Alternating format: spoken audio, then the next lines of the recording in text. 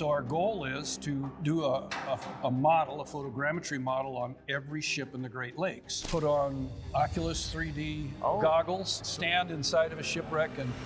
Welcome back, Wreck Watchers. Chris Atkins here. I am at Shipwrecks 2023 right here in Welland, Ontario, and today I'm speaking with a very cool guy who's doing some really cool 3D stuff.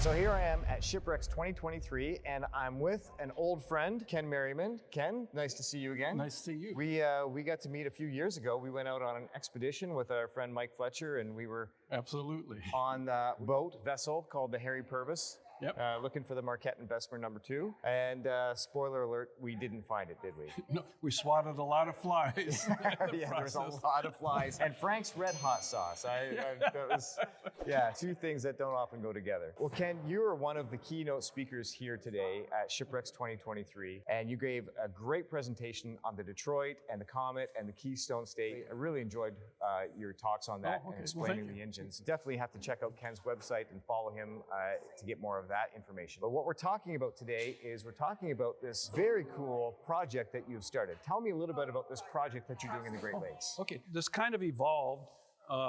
We originally wanted to do the Hamilton Scourge, and we were going to do photogrammetry on it. And as we thought about it and we were finding shipwrecks, we decided that this photogrammetry is really a good way to document our finds. As it evolved, we said, well, we should be doing this on all of the wrecks. Yeah. It was a stretch. We're not a big organization, but we believe it's important. So our goal is to do a model, a photogrammetry model on every ship in the Great Lakes.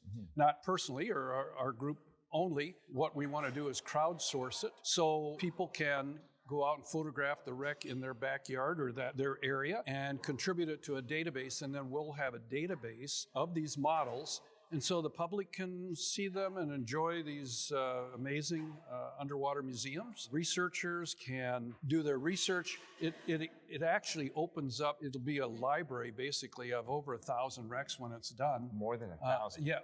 We're assuming about 1,200 wrecks that are known and dived in the Great Lakes. And so far, we've got about 150 in the database. Wow. We're about 11%. We keep track of it, and it'll take us 10 to 20 years to populate the database. But do the wrecks, or someone in the area will do the wrecks, hopefully. Periodically, someone will go back and redo them, and then it'll allow resource managers and archaeologists and divers to understand how our shipwrecks are degrading. They'll be able to understand what historic value that a site may contain and how best to preserve it. While we are a preservation group, we recognize now that it's important to provide the information for other preservationists to be able to do their job. Explain to our viewers who may have not heard of photogrammetry before, what is photogrammetry? Photogrammetry is kind of a new technology where you go down and you shoot. If you have an object that you want to document, you go down and shoot pictures all around it from every angle,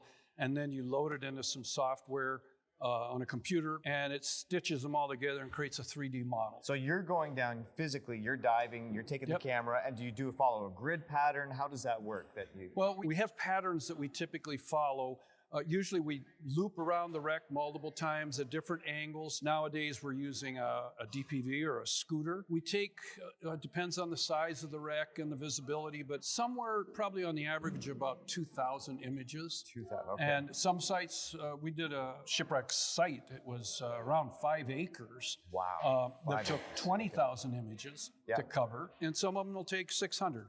But on the average, 150 to 200 foot shipwreck will take around 2,000 to 2,500 images. When you're using your camera equipment, do you have some sort of a GPS device? Like, how does the computer program know where each photo belongs? It's software magic. Okay. So they detect points in the image. Okay. And I actually have some explanations on our website, 3dshipwrecks.org. Okay. If you want to look there. Actually, we have training to help people get started into photogrammetry and explanations about how photogrammetry works.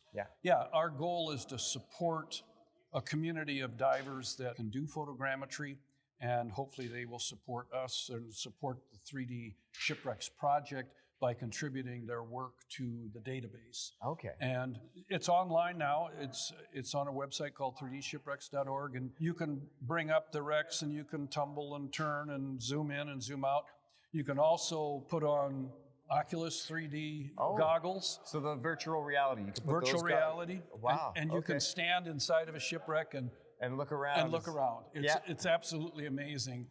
Very cool. Yeah, so, or you can 3D print them. We're working with probably about a dozen museums now who have an interest in either using the models in a digital sense, on a screen. Yes. Or 3D printing them for a diorama underwater. So there's a lot of interest in using the models, or just online for people to understanding the shipwrecks. Thunder Bay Underwater National Marine Sanctuary is using some of our models now for their shipwrecks. So it's all they're free to use. We had never done anything like this before.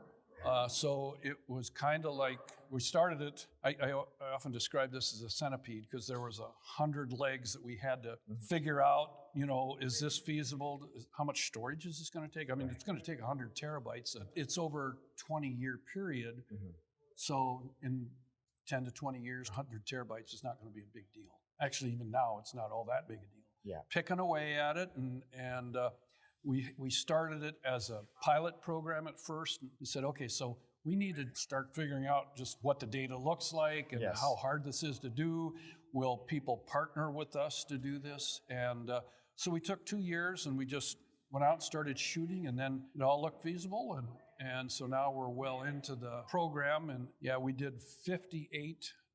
We photographed 58 shipwrecks last year. Not all of them worked out. I think there was probably 2 or 3 of them that we didn't photograph well enough to make models or get good models. But, and does visibility matter when you do this? Absolutely. Yeah. I mean, we've done models in less than 10 foot of visibility. Shooting about 6 foot from the wreck. You have to imagine if you get in real close, you have to make more passes. Right. So you have to be able to figure out how to navigate so that you shoot overlapping passes. Yes. With good visibility, it's always easier. But we're going to spend some time on Lake Erie this year. And try to figure out the best way to do this in lower visibility. If we can come up with a good system for doing it in low visibility, then be able to get some of the amazing Lake Erie wrecks. That would be great. Yeah. Now, so you're targeting over 1,000 wrecks. Yep. There's even more than that in the Great Lakes. Oh, absolutely. But you're targeting 1,000. You've got 11% so far. Yep. And you can visit the website. There's a link in the description below. Make sure you click on that link and check out Ken's website. And I really like the fact that under each one, you give the information about how many passes, how many times it took, how many. There's all that information on the website below each 3D photogrammetry that Ken has on the website. So make sure you check that out. Now, what has been your favorite or the most revealing photogrammetry shipwreck that you've done so far? I love side wheelers, and so I've really enjoyed the side wheelers. But we worked with Dave Trotter last summer to do the wreck that originally they thought was the Water Witch. Yeah. Once we went down and we photographed it in detail to make the model, it was obvious it wasn't a walking beam side wheeler. We still don't know what it is. I mean, there's candidates, but there's no agreement on what it really is. So we're all scratching our heads. Dave's team has done their research. Chris Roth has done his research, and so we're still debating, or they are, what the wreck really is, but it came out amazing. It's one thing we do know, it's very old. And it has a almost identical power plant engine and boiler to the Indiana, which was the Smithsonian salvaged that engine and boiler for the Smithsonian Museum from the Indiana, and it's an identical system. So it's very old and very historic. And so this wreck, this is one of the wrecks that you have on the website? Yeah, it's called an unidentified Lake Huron wreck. Okay, so make sure you look for that. Maybe there's some of our viewers out there that maybe they'll check it out. Maybe one of them has the clue, has a key to unlocking this mystery and can tell us which one that is. And I think that's another value here is, when a lot of these wrecks were found, all of the research wasn't online and readily available. So the early finders of some of these wrecks made their best guess at it, but everything was right. So this exposes the site to a lot more people, and you can take measurements on these models too. Oh, really? Yes. If you calibrate, and we don't calibrate all of them, so they aren't as accurate as they could be. But the ones when we do put down a scale bar, you can make very accurate measurements. Okay. And but it will expose these historic sites to better scrutiny by experts, and hopefully, where there's been a mistake made, we'll get it corrected and get proper names assigned. That's great. Well, make sure you check out that website. Go through those wrecks. Do your own research. Maybe you can help Ken identify some of these unidentified ones. Ken, I really appreciate your time. Thank you very much for doing this, and thank you for doing this project. This is an ambitious undertaking for sure. And make sure when you go to the website, people can donate. How can they be involved? Yeah. Oh, absolutely. Well, so we're starting this on a shoestring. So, donations are appreciated. There's a donate button if you'd like to donate and help support it. That would be great. We're used to doing a lot with a little in our organization, and so we're doing what we can. Most of the expedition work and the photography is all self-funded. We split expenses, and we raise money to pay for the storage and the website and all that kind of stuff. So donations are much appreciated. So that's great. Well, you know what? You're going to go out in Lake Erie. I live right on Lake Erie. Okay. Maybe my friend Warren and Mike, maybe we can get out there with you and help you do some this summer. And who knows, maybe while you're doing this, we'll come across the Marquette and Bessemer. What do you think? Oh, that would be very nice. That would be nice. Thank you, Ken. And thank you guys for watching. Really appreciate all of your views and your comments. If you like this video, make sure you hit like, please subscribe, and hit that notifications bell because we have a lot more really cool stuff coming up. Guys like Ken, there's a lot of people doing some excellent stuff, excellent work out there. Ken, thank you. And remember, deep down, we care.